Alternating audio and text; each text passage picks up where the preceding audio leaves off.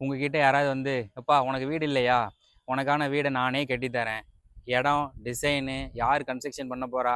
Budget எவ்வளவு? இது எல்லாத்தையுமே நீயே முடிவு பண்ணிக்கலாம். அதுக்கு ஆவற செலவு மொத்தத்தையும் நானே ஏத்துக்கிறேன்." அப்படின்னு சொல்லி ஒரு ஆஃபர் உங்களுக்கு குடுக்குறாங்க அப்படின்னா, நீங்க என்ன பண்ணுவீங்க?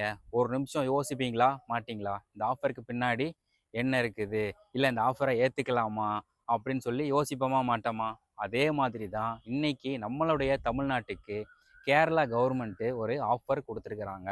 என்ன ஆஃபர் அப்படின்னா, முல்லை பெரியாறுல நீங்க புதுசா வந்து அணை கட்டிக்கோங்க. அந்த அணையோட டிசைனு, அப்புறமா எந்த இடம், அப்புறமா அதோட பட்ஜெட்டு, கன்ஸ்ட்ரக்ஷன் இது எல்லாத்தையுமே நீங்களே பார்த்துக்கோங்க. அதுக்கு ஆவுற செலவு மொத்தத்தையும் கேரளா கவர்மெண்ட் நாங்களே ஏத்துக்கிறோம். புதுசா கட்டப்போற அணையில எவ்வளவு தண்ணி வந்தாலும் அது மொத்தத்தையும் நாங்க தமிழ்நாட்டுக்கே தர்றோம் அப்படின்னு சொல்லி சொல்லியிருக்கிறாங்க. எங்க சொல்லியிருக்கிறாங்க அப்படின்னா, இன்னைக்கு தென் மாநில முதல்வர்களுடைய மாநாடு நடந்துச்சு. ஸோ அந்த மாநாட்டில தான் இந்த மாதிரியான ஒரு ஆஃபரை வந்து கேரளா கவர்மெண்ட் நமக்கு வந்து குடுத்துருக்குறாங்க. ஸோ இந்த ஆஃபருக்கு பின்னாடி என்ன இருக்குது? ஏன் இந்த மாதிரி சொல்றாங்க? முல்லை பெரியாறு அணையில ஏற்கனவே நம்ம தமிழக அரசோட கோரிக்கை என்னவா இருக்குது அப்படின்னா, நீர்பிடிப்போட அளவை வந்து 152 அடியா உயர்த்தணும் அப்படின்றது மட்டும் தான் நம்மளுடைய கோரிக்கையா இருந்துட்டு வருது.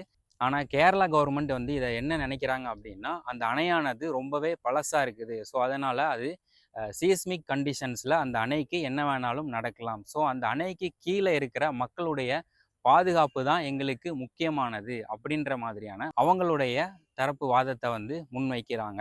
இதுக்கு பின்னாடி அவங்களுக்கு வந்து ஏதாவது அரசியல் இருக்கா? இல்ல பொலிட்டிக்கல் மூவா இது அப்படின்னு சொல்லி யோசிச்சோம் அப்படின்னா, அதற்கான 100% ஆதாரம் நம்மகிட்ட கிடையாது. ஆனா அவங்களுக்கு ஒரு அரசியல் அழுத்தம் இருக்கு அப்படின்றத நம்மளால கண்டிப்பா உணர முடியுது. ஏன் அப்படின்னா, கேரளால எந்த ஒரு ஆட்சி அமைஞ்சாலும், அந்த ஆட்சியில அமர்ந்திருக்கிறவங்க கேரளால முல்லை பெரியாறு அணைக்கு கீழ இருக்கிற மக்களுடைய பாதுகாப்பு எங்களுக்கு முக்கியமானது அப்படின்றத காட்டுறதற்கான ஒரு ப்ரெஷர் வந்து அவங்களுக்கு கண்டிப்பா இருக்குது. அத நம்மால கண்டிப்பா உணர முடியுது. ஸோ இந்த வீடியோவ பொறுத்தவரைக்கும் கேரளா குடுத்திருக்கிற இந்த ஆஃபர் அப்படின்றத நீங்க எப்படி பார்க்குறீங்க? அப்படின்றத கமெண்ட் செக்ஷன்ல வந்து சொல்லுங்க. மீண்டும் உங்கள வேறொரு பதிவுல வந்து சந்திக்கிறேன். நன்றி.